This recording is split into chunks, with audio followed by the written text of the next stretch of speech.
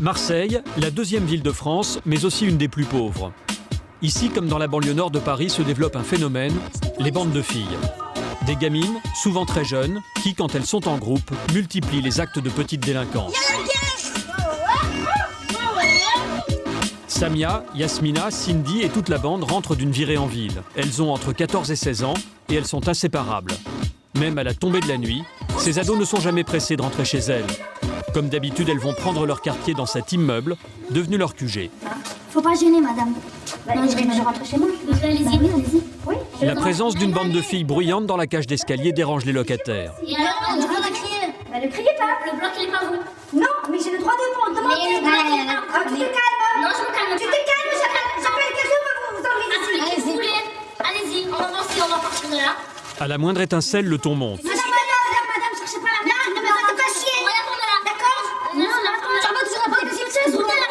Malgré leur jeune âge, les adolescentes défient l'adulte.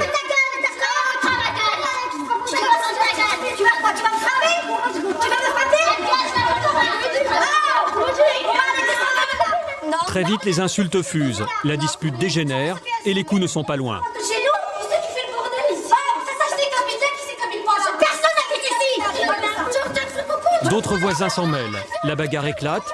Les filles sont délogées, manu militari.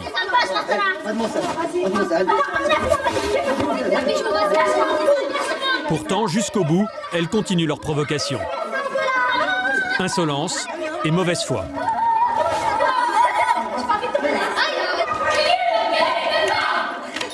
C'est les vacances, c'est l'été, ils viennent me casser les pieds. Moins de bruit, moins de bruit. Alors, attends, on peut pas respirer tranquille? Il va y avoir des suites à votre avis? Elle va porter une main courante, elle a dit demain. Elle peut y aller. Elle fait ce Qu'elle qu'elle porte veut. la main courante, qu'elle porte la main de mon cul, qu'elle porte la main de je sais pas quoi et de je sais pas quoi. Il y a eu quand même pas mal d'insultes de votre part. Oui. Ma foi, on a fait comment on a fait? Donnant, elle nous a donné, on a redonné. Elle a envoyé des coups, on a envoyé des coups.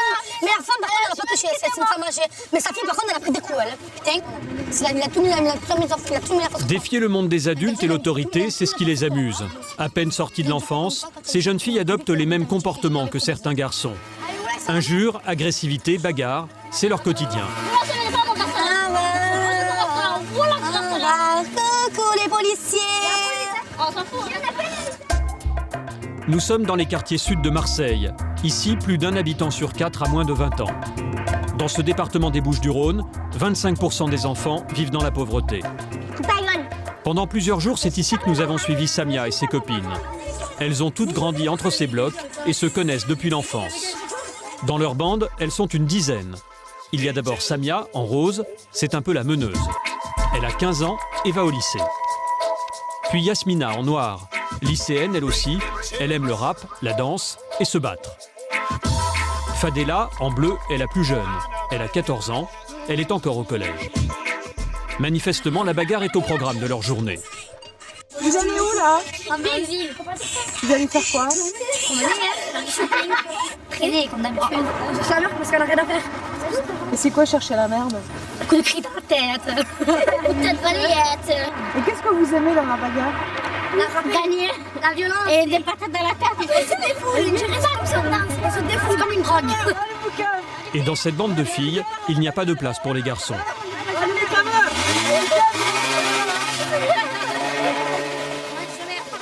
Est-ce que le fait d'être en bande, vous êtes plus forte? Ouais, elle est plus forte. À l'aise.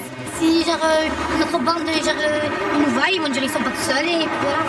Non, bah, vrai, genre, si on est seul, par exemple, voilà, si on est seul, là, ils vont commencer à essayer de nous monter dessus. Donc vous vous sentez plus forte? Pas plus forte, mais on va dire en sécurité, quoi. Nous sommes mercredi, pas d'école aujourd'hui. Dans le métro, comme d'habitude, elles voyagent sans billets. La fraude, c'est la première des règles bafouées. Vous prenez jamais de ticket? Dans la rame, elles s'imposent bruyamment et gênent les autres passagers, qui finissent par changer de place. Un chahut exaspérant pour les voyageurs.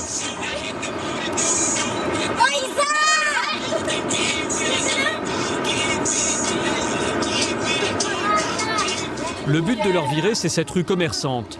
Les filles y ont leur boutique préférée et une manière très particulière de faire du shopping. Dans certaines boutiques, elles sont repérées depuis longtemps. À peine entrées, le vigile les reconnaît et les met dehors sans ménagement. me touchez pas. Je vais sortir tout seul. Ne me dis pas de dégâts, je vais pas rigoler avec toi. Vas-y. Pour ces filles, c'est encore une occasion de faire du scandale. Le vigile se fait copieusement insulter. Elle me fait enculer. Laisse-moi pour moi, je merde. Laisse-moi, je vais ça. Elles se vantent même des dégâts qu'elles ont fait dans le magasin. Au magasin, tu vas passer en longueur, on met le feu dedans. On est de dur, nous. On a fait bordel dans le maquillage, on a fait des trous, bordel. Et pourquoi vous faites ça? Pour emmerder, parce que pour emmerder. Pour emmerder qui? Les gens, là. Un peu plus loin, elles choisissent une boutique de bijoux et d'accessoires. Et là encore, pas question d'acheter. Si elles viennent, c'est pour voler. Ah, ça va sonner, je suis trop forte. 10 minutes, pas plus, à l'intérieur du magasin. Là, je suis chargée. Elles n'hésitent pas à voler, même les plus gros articles, Tu veux faire comme un parapluie ou ses bonnets.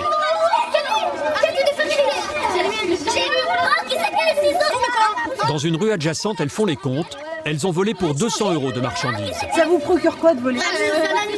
C'est un jeu. C'est comme un jeu. Pour lui, c'est comme un jeu. On a l'habitude. Cette bande de jeunes voleuses, c'est devenu la plaie de toute cette rue commerçante. Tous les jours, on a des problèmes de vol. Plusieurs fois par semaine, on est amené à aller déposer plainte au commissariat. Ça fait partie de notre quotidien. Et après le vol, le vandalisme. Les décorations de Noël en font les frais.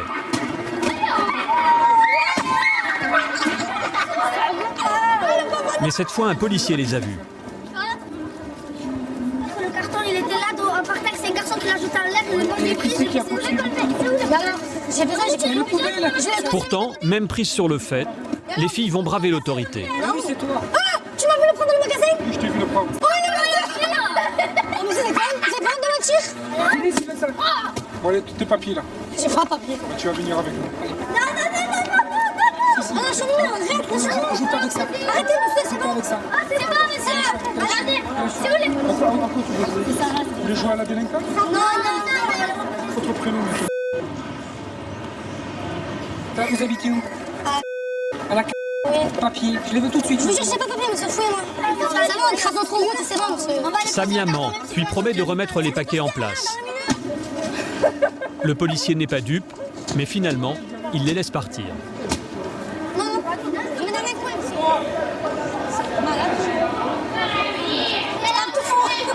Tout faux, j'ai dit. Vous respectez les policiers? Ça va, non? Alors là, elle me donne le... Non, on les respecte pas. Ils sont agressifs avec nous, on est agressifs avec eux, c'est tout. On n'a pas besoin d'eux. On s'en fout d'eux. Qu'est-ce que tu as donné comme identité? Un faux nom, un faux prénom, fausse adresse, fausse taille, fausse date de naissance, tout. Et c'est comme ça que vous vous en sortez souvent? Et ouais. Fin de la journée, pour la bande, c'est l'heure de rejoindre leur cage d'escalier.